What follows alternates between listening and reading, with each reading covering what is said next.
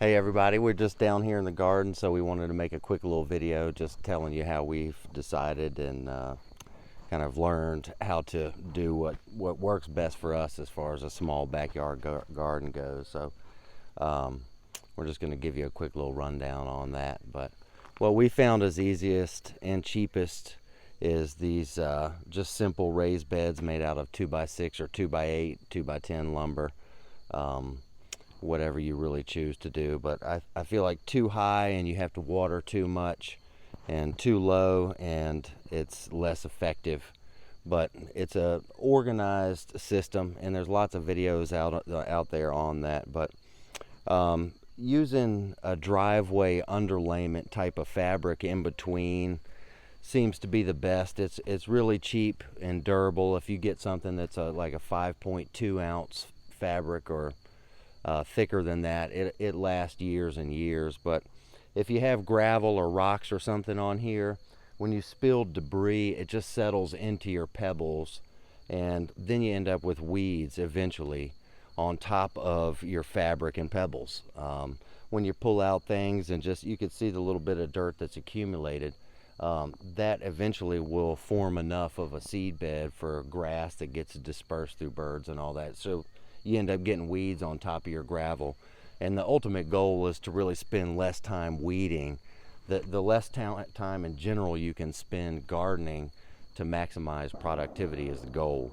So getting a fabric like this and just pinning it underneath the edges of your beds works pretty well. It holds up, and we're actually on a slope here too, so we kind of just stepped our raised beds up like that. But it's done well, and it does take a little extra water, but things do prefer it. And we fill them up with, we have a couple of compost piles on the property, and we fill them up with leaves and things in the fall, and grass clippings, and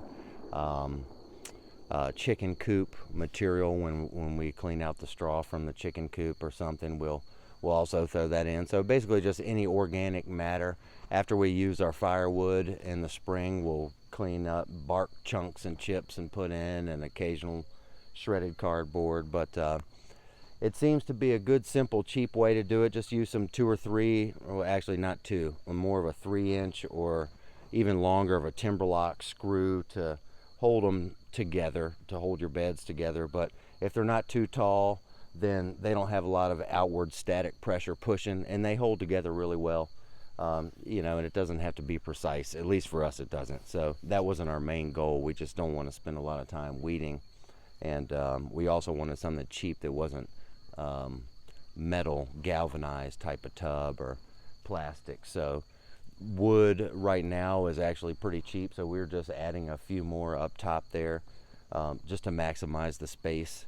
But yeah, anyway, I'm not sure if that will help you, but I hope it does. It's easier for us to keep track of everything, and you know, the less maintenance the better, because everybody has lots of other things going on. We love coming out here and doing work, but at the same point in time, you don't want to have to be weeding and doing all that. So once you get these good organic beds established, you can just add a little bit of material every year. No till, so we don't have any mechanical machinery. We don't use anything but like a neem oil or maybe a rotenone for squash bugs or something like that. So we try and be one of those lantern flies.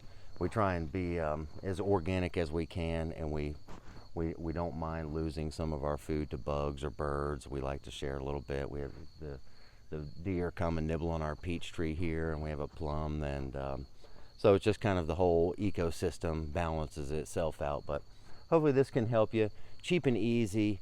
You can get a big 100-foot roll of this fabric, I think, for like $40, and just get a 3 or 4 foot roll, however wide your spacing is. Get a little bit wider than that so you can pin it down with your beds. And I think it's an efficient way to do it. And after 10 or 12 years, once your boards start rotting out, you could just build the whole garden or with bed by bed again for, I think the boards, 10 or 12 foot boards, are maybe $10 each. So really, you got about $25-$30 per 10 foot bed. And I think it's more appealing than having shiny metal containers or things like that. And easy. Anyone can do this. Just a measuring tape and any kind of saw, and you can build these guys. So anyway, I hope you have a good evening, and if you're into gardening, this is what we've preferred after just years worth of hobby gardening in the yard for us and our family. So thanks for listening. I hope you have a good evening, and